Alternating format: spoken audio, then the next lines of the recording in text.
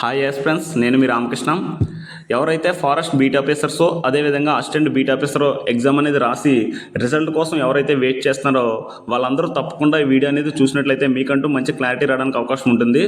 అదేవిధంగా ఈ వీడియోలో మేజర్లీ ఏమేమి ఎక్స్ప్లెయిన్ చేస్తున్నా అనేది ఒకసారి చూసుకున్నట్లయితే 2019 యొక్క కట్ ఆఫ్ అనమాట. ఫారెస్ట్ బీట్ ఆఫీసర్స్ అదేవిధంగా అసిస్టెంట్ బీట్ ఆఫీసర్ యొక్క 2019 కట్ ఆఫ్ అనేది ఒకసారి ఎక్స్ప్లెయిన్ చేయడం జరుగుతుంది.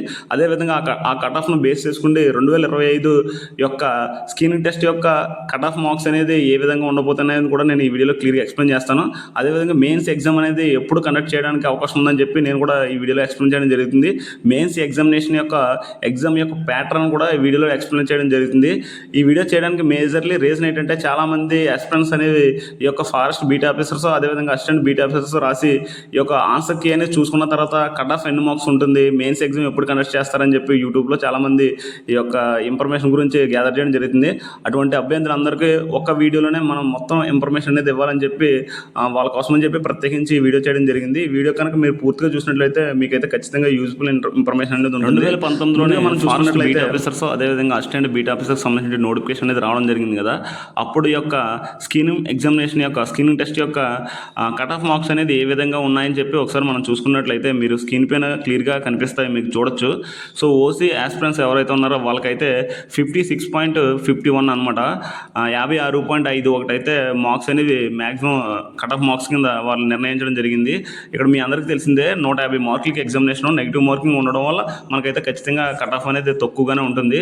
అదేవిధంగా ఒకసారి మనం పేపర్ అనేది చూసుకున్నట్లయితే 2019 పేపరు అదేవిధంగా 2025 పేపర్ కూడా ఇంచుమించు ఒకే విధంగా ఉండొచ్చు. సో ఒకే రేంజ్లో ఉందన్నమాట. ఆల్మోస్ట్ రెండు కూడా మోడరేట్గానే ఉండడం జరిగింది పేపర్ అనేది.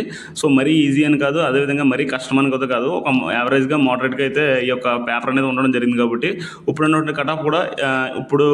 కట్ ఆఫ్ కూడా మ్యాక్సిమం ఈ రేంజ్లోనే ఉండడానికి అవకాశం ఉంటుంది. కాకపోతే కొద్దిగా ఎక్కువ అవ్వడానికి అవకాశం ఉంటుంది అనమాట. ఎందుకంటే ఇప్పుడు కాంపిటీషన్ అనేది ఎక్కువ అయింది కదా. సో ప్రజెంట్ చాలామంది కాంపిటేటివ్కి ఆస్పిరెంట్స్ ఎక్కువ మంది ఉన్నారు కాబట్టి ఇప్పుడు ఏమన్నా కొద్దిగా కాంపిటీషన్ అనేది పెరగడానికి అవకాశం ఉంటుంది. సో మనం ముందుగా 2019 కట్ ఆఫ్ అనేది ఒకసారి మనం డిస్కస్ చేసినట్లయితే ఓసీ క్యాండిడేట్స్ ఓసీ ఆస్పిరెంట్స్ యొక్క కట్ ఆఫ్ చూసుకున్నట్లయితే 56.51 ఉంది. అదేవిధంగా బీసీఏ చూసుకున్నట్లయితే బీసీఏ కూడా 56.51 ఉంది కట్ ఆఫ్ అనేది. అదేవిధంగా బీసీబీ చూసుకున్నట్లయితే 56.51 ఉంది. అదేవిధంగా బీసీసీ చూసుకున్నట్లయితే 49.32 ఉంది. బీసీసీ కట్ ఆఫ్ అనేది ఇక్కడ కొద్దిగా తగ్గడం జరిగింది. అదేవిధంగా బీసీడీ కట్ ఆఫ్ అనేది చూసుకున్నట్లయితే 56.51 అయితే బీసీడీ కూడా కట్ ఆఫ్ అనేది ఉండడం జరిగింది. చూసుకున్నట్లయితే 56.51 ఉంది బీసీఈ. అదేవిధంగా ఎస్సీ కట్ ఆఫ్ చూసుకున్నట్లయితే 56.51 ఉంది ఎస్సీ కట్ ఆఫ్ కూడా. కానీ ఎస్టీ కట్ ఆఫ్ అనేది ఇక్కడ భారీగా తగ్గడం జరిగింది. ఒకసారి చూడొచ్చు మీరు 27.40 ఉందన్నమాట ఎస్టీ కట్ ఆఫ్. ఎందుకంటే ఎస్టీ అనేది ఏజెన్సీ వాళ్ళు ఉంటారు కాబట్టి ఏజెన్సీలో పోస్టులు ఎక్కువ ఉండడం వల్ల మనకైతే ఎస్సీ కట్ ఆఫ్ అనేది భారీగా తగ్గడానికి అవకాశం ఉంది. సో ఇప్పుడు 2025 యొక్క ఎక్స్పెక్టెడ్ కట్ ఆఫ్ ఏ విధంగా ఉండడానికి అవకాశం ఉందని చెప్పి మనం ఒకసారి డిస్కస్ చేద్దాం. నేను ఇప్పుడు ముందుగానే చెప్తాను, ఇది ఒక నా యొక్క ఎక్స్పెక్టెడ్ కట్ ఆఫ్ మాత్రమే. నేను యాస్పిరెంట్స్ నుంచి గ్యాదర్ చేసిన ఇన్ఫర్మేషన్ ప్రకారం ఈ యొక్క ఎక్స్పెక్టెడ్ కట్ ఆఫ్ చేస్తున్నాను. దీనికంటే కొంచెం తగ్గవచ్చు, అదేవిధంగా కొంచెం పెరగడానికి కూడా అవకాశం ఉంటుంది. సో ఇదే కన్ఫర్మ్ అని చెప్పి మీరైతే పెట్టుకోవాల్సిన అవసరం లేదు. కేవలం మీకు ఒక అవగాహన రావడం కోసం మాత్రమే ఈ యొక్క కట్ ఆఫ్ అనేది నేను పెట్టడం జరిగింది. ముందుగా చూసుకున్నట్లయితే ఆంధ్రప్రదేశ్ ఫారెస్ట్ బీట్ ఆఫీసర్ అదేవిధంగా అసిస్టెంట్ బీట్ ఆఫీసర్ యొక్క స్క్రీనింగ్ టెస్ట్ యొక్క 2025 ఎక్స్పెక్టెడ్ కట్ ఆఫ్ చూసుకున్నట్లయితే ఓసీ క్యాండిడేట్స్ ఎవరైతే ఉన్నారో వాళ్ళైతే 60+ అనేది మార్క్స్ అనేవి ఉండడానికి అవకాశం ఉంది. మనకి 60+ అనేది మేజర్లీ 60+ అనమాట. ఇప్పుడు ఉన్నటువంటి పేపర్ అదేవిధంగా కాంపిటీషన్ బట్టి మనకైతే ఎవరైతే 60 మార్కులు దాటి వచ్చారో వాళ్ళందరూ కూడా ఈ యొక్క మెయిన్స్ ఎగ్జామినేషన్ అనేది ఖచ్చితంగా ప్రిపేర్ అవ్వాలి. ఎందుకంటే వాళ్ళందరికీ కూడా ఎక్కువ శాతం అవడానికి అవ్వచ్చు, లేదా 2-3 మార్కులు అయితే తగ్గడానికి కూడా అవకాశం ఉంటుంది, లేదా 1 మార్కు 2 మార్కులు పెరగడానికి కూడా అవకాశం ఉంటుంది. సో నేనైతే చెప్పింది ఏంటంటే ఫైనల్గా ఎవరైతే 60 మార్కులు మార్కులు వచ్చాయో ఎవరికైతే 60+ స్కోర్ దాటి వచ్చిందో కీ చూసుకున్నప్పుడు వాళ్ళందరూ కూడా మెయిన్స్ ఎగ్జామినేషన్ అనేది కంపల్సరీగా ప్రిపేర్ అవ్వడం అనేది చాలా మంచిది. అదేవిధంగా ఈడబ్ల్యూఎస్ కూడా 60+, బీసీడీ అదేవిధంగా బీసీబీ అండ్ బీసీఏ కూడా 60+ మార్క్స్ అనేవి వచ్చిన వాళ్ళందరూ కూడా ప్రిపేర్ అవ్వచ్చు. ఇంకా ఒక 2-3 మార్కులు తగ్గడానికి కూడా అవకాశం ఉంది కట్ ఆఫ్ అనేది కొన్ని కేటగిరీలోనే.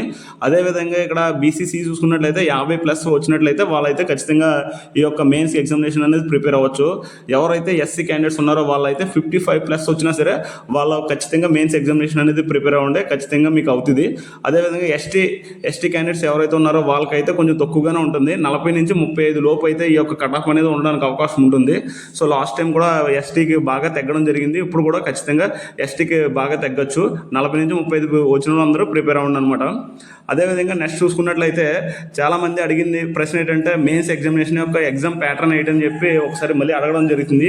ఈ యొక్క ఫారెస్ట్ బీట్ ఆఫీసర్స్ అదేవిధంగా అసిస్టెంట్ బీట్ ఆఫీసర్కి సంబంధించిన మెయిన్స్ ఎగ్జామినేషన్ అనేది ఒకసారి మనం డిస్కస్ చేసినట్లయితే ఎగ్జామ్ ప్యాటర్న్ ఏ విధంగా ఉంటుందని చెప్పి డిస్కస్ చేద్దాం. ముందుగా చూసుకున్నట్లయితే మనకి క్వాలిఫైయింగ్ టెస్ట్ అనేది ఒకటి ఉంటుంది. ఈ యొక్క క్వాలిఫైయింగ్ టెస్ట్ అనేది తెలుగులోనూ రాయొచ్చు, లేదా ఇంగ్లీష్లో రాయొచ్చు, లేదా ఉర్దూలో కూడా రాయొచ్చు. ఒక ఎస్ఐ రైటింగ్ అనేది ఉంటుంది. ఒక క్వశ్చన్ ఇస్తారు మనకి ఏదో ఒక టాపిక్ మీద. సో ఆ క్వశ్చన్ అనేది 45 నిమిషాలు టైం ఇస్తారు. ఈ యొక్క ఎగ్జామ్కి వచ్చి 50 మార్క్స్ అనమాట. ఆ క్వశ్చన్కి 50 మార్క్స్ అనేది ఉంటుంది. ఇది క్వాలిఫైయింగ్ టెస్ట్ అనమాట. ఓన్లీ ఇది మెయిన్స్ ఎగ్జామినేషన్లో మార్కులు అయితే దీనికి ఏమి ఉండవు.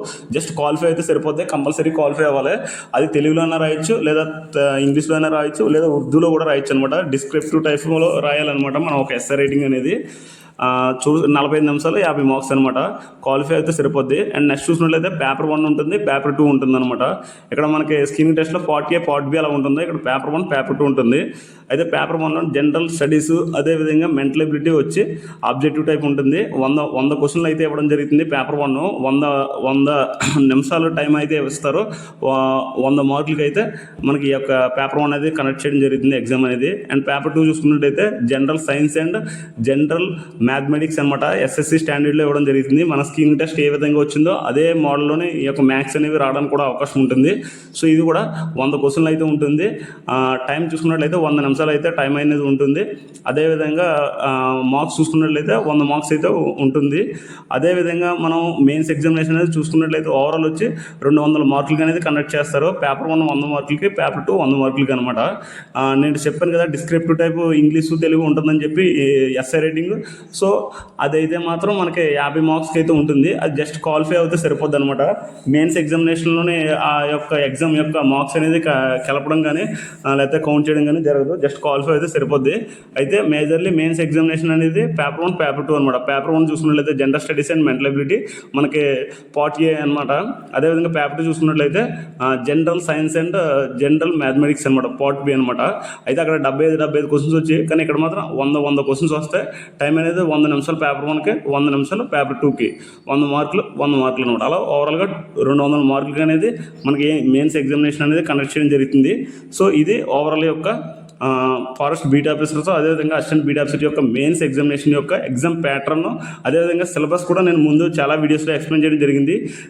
సేమ్ అనమాట. స్క్రీనింగ్ టెస్ట్ ఏదైతే సిలబస్ ఉందో మెయిన్స్ ఎగ్జామినేషన్ కూడా సేమ్ అదే సిలబస్ ఉంటుంది.